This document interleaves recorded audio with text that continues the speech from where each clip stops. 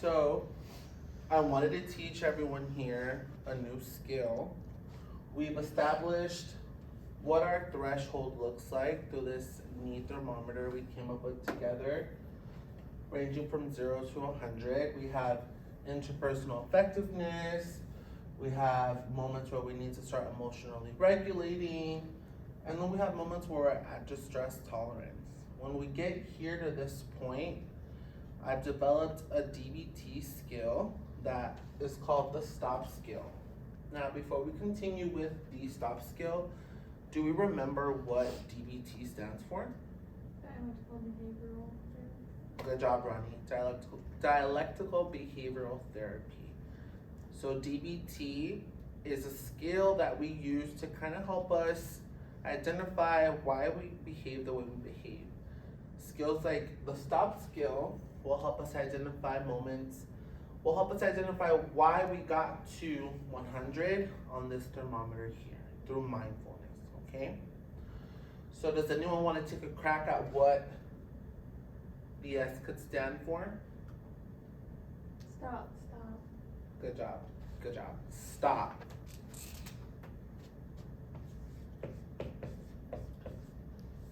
Let's provide a scenario of where we would need to stop when we get here to 100. Does anyone have a scenario that we could probably go off of? Yeah. Like sometimes, like arguing with like my wife or something, we'll be at like the 50 kind of, where we're like, we kind of both acknowledge like, oh, maybe we're in an argument right now, but where we shouldn't be stopping, like we don't, and we get up to the 100, like if someone says something that we know will hurt the other person's feelings, or we're just so angry, we're not even thinking. So like arguing with your spouse. Like, That's a really good example. Do you guys want to try utilizing the S.T.O.P skill with arguing with our partners, someone we really care about, someone we love? Does that sound like a good idea? Yeah. Okay. So the operative is to be here into interpersonal effectiveness, right? Like we established. We want to have communication, we want to be talking, we want to be agreeing, but then someone makes a comment that we don't like. And then that person makes a comment that we don't like. And all of a sudden we're no longer regulating our emotions, and we're kind of getting upset, we're getting heated, and then boom, we're at distress, we're at crisis, we're arguing, we're yelling, right? Yeah. What are the emotions we start feeling? Anger, good job. Anxious. You have one? Like pissed off. Yeah, that's a good word. PO'd, right? What about you? You got one? Yeah, they already said it. They said them, Yeah. right? Pretty much when you're up here, there's kind of no kind words we can kind of use, Right. huh? To kind of describe how we're feeling. So the first letter in our DBT skill is S, stop. Why do you think we should stop? Because any further, it's just gonna make everything worse. It is going to make things worse. And what happens if we were to continue on arguing and doing things that are making us angry and upset and uncomfortable? Do you think Injury? Yeah.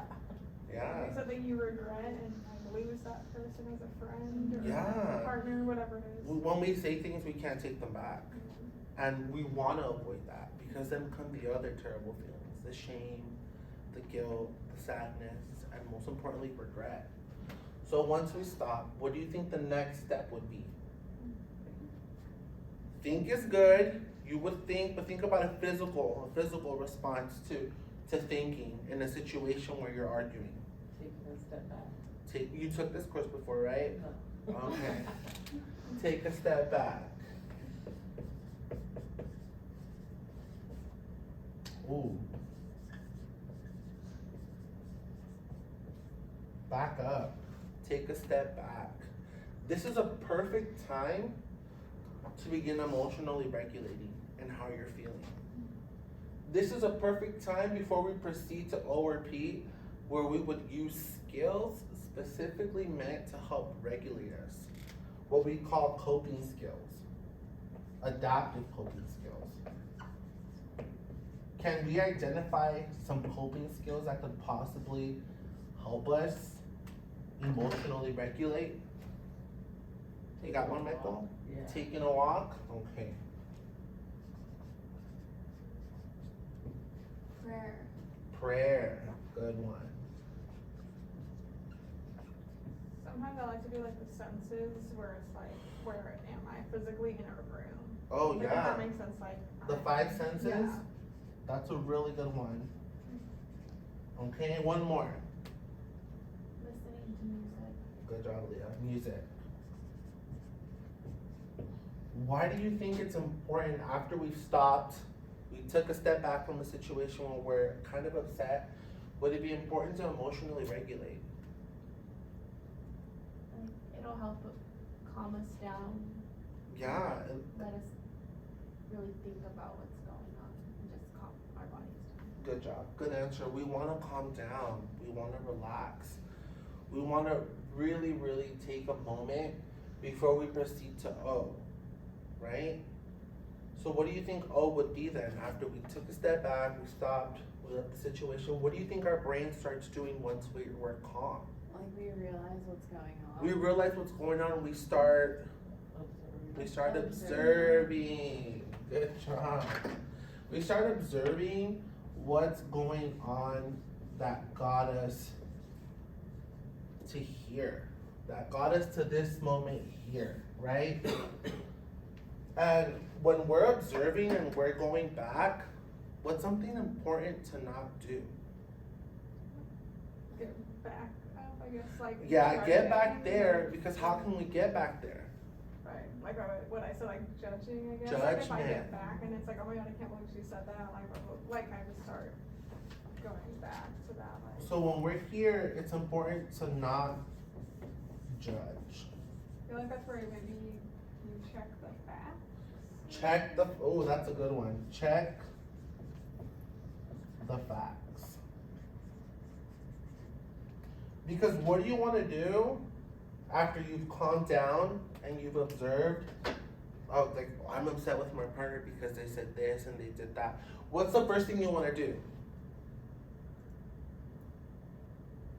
You're mad at your partner. Like reflecting? Yeah, you've already reflected and you're like, oh, now I know why they got me mad. What's the first thing you want to do? Go back there. You want to go back there and tell them. You want to be like, this is why I'm upset. But there's still one more important part of the puzzle, right? We're observing that we're not judging, we're thinking about the scenario, and we're just thinking like, this is what the person did, right?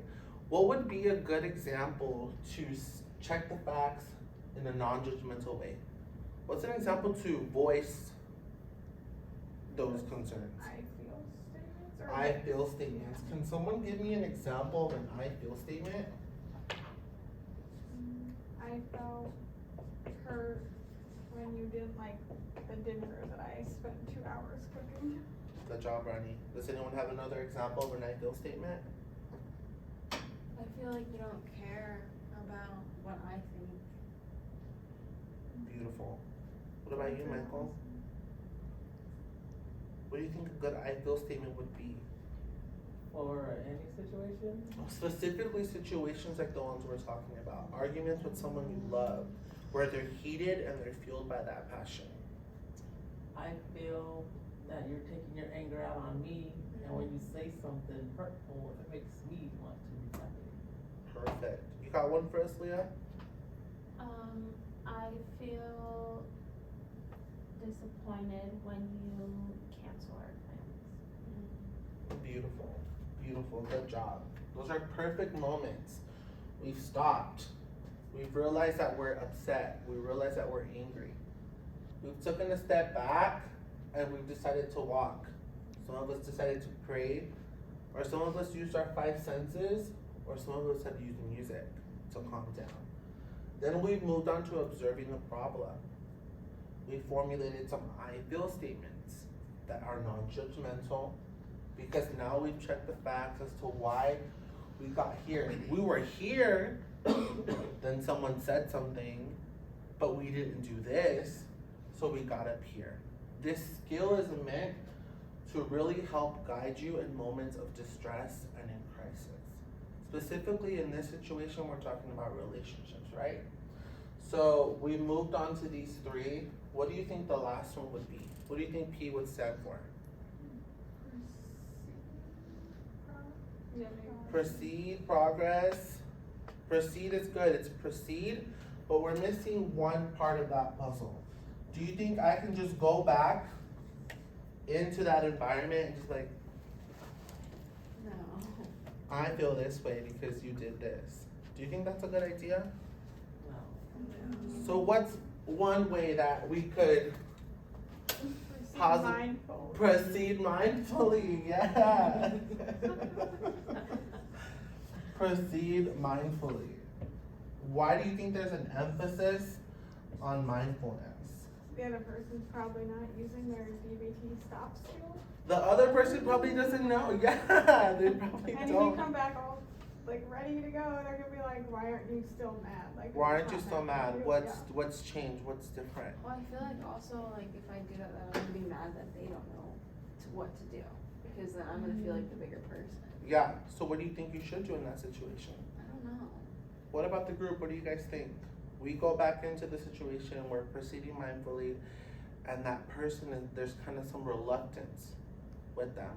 Maybe you can ask them like what they need. Like, do you need some time? Or like, are you ready to talk? Or like, can That's I go a- first with what I was feeling?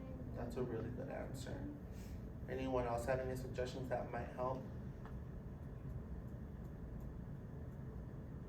We've gone into a situation, we've used our skills, we're gonna proceed mindfully, and the other person is kind of reluctant.